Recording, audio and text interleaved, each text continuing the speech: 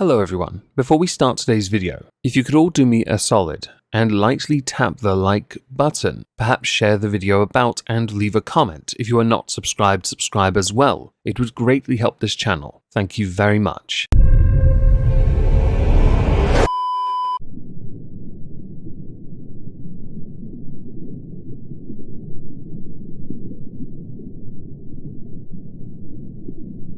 Well, isn't this just fantastic?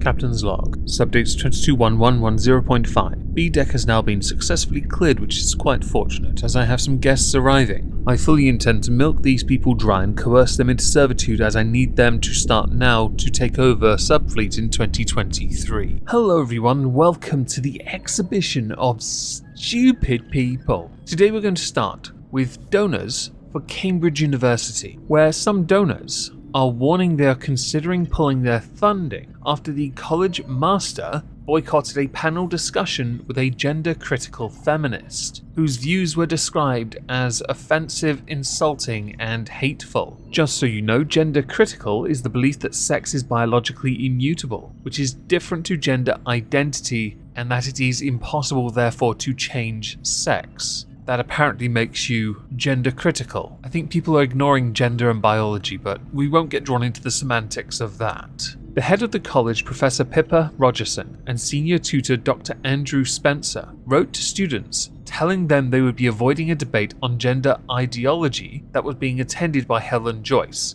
Helen Joyce is an author and former economist journalist who believes that biological sex is binary and immutable, and wrote a book titled Trans When Ideology Meets Reality, which criticizes the transgender rights movement, which I guess makes her a TERF. The debate was hosted by philosophy professor Arif Ahmed, and it sparked outrage among students, with over 100 outside protesting the talk, chanting trans rights are human rights. Because why go inside and listen to a debate of differing beliefs when you can just be outraged on the other side of the door? How gauche. I know everyone, I know. Cambridge is supposed to be one of the best colleges, universities on the planet. And even they're salty little snowflakes who can't be bothered to go inside and listen and criticize. This debate was also condemned by the student union, which is, in this country, a laughing stock anyway, who argued that the event would do nothing but contribute to the further alienation of trans students to whom the university has a duty of care. For years, that same logic has been applied to trying to deplatform people who are considered far right. Please don't do it. We need them to speak. We need to hear what they say and debunk it in healthy debate. This is not complicated. Now, I find it quite interesting that because two people, Pippa Rogerson and Andrew Spencer, had criticized Helen Joyce as being offensive, insulting, and hateful, that donors are of the opinion, you are not worthy of my money, you really need to let debate thrive. You need to let differing opinions exist. And in this instance, one such donor, Nick Salnow-Smith, who graduated from Gonville and Caius in '73, told the Telegraph, with people like that in charge, I will never donate again. I think that there is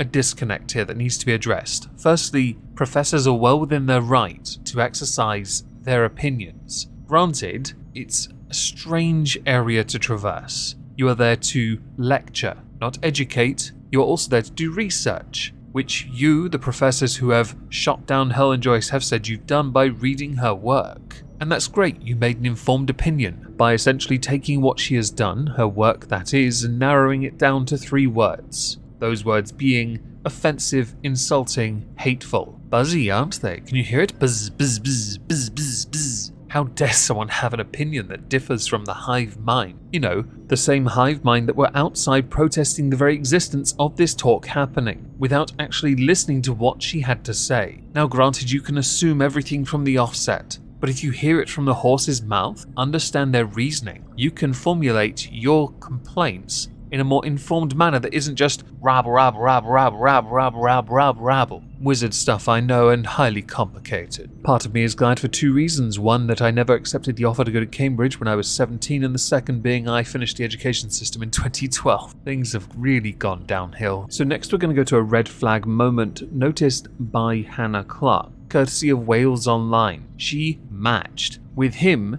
to get back together, which already reeks of wrong. Let's find out why. If at first you don't succeed, swipe again. A woman admitted, Sarah Young, that she took matters into her own hands after her now husband-to-be broke up with her and now she's engaged. Sarah Young from Texas has dubbed the romantic rekindling between her and Nathan Lopez fate. That's the misuse of a word one, okay, revealing later it was actually a carefully contrived effort. Already, those red flags are waving everywhere. You need to stop the race and restart. Sarah Young, courtesy of her TikTok, said that she sat outside her fiancé Nathan's apartment and changed her setting on the dating app Bumble to a 1-mile radius. I'm going to read the quote from the image of her TikTok. 2 years ago, my boyfriend and I broke up for a few months. That was Nathan. I was bored and I drove an hour to park outside his apartment, and I turned my Bumble mileage to 1 mile and swiped for 45 minutes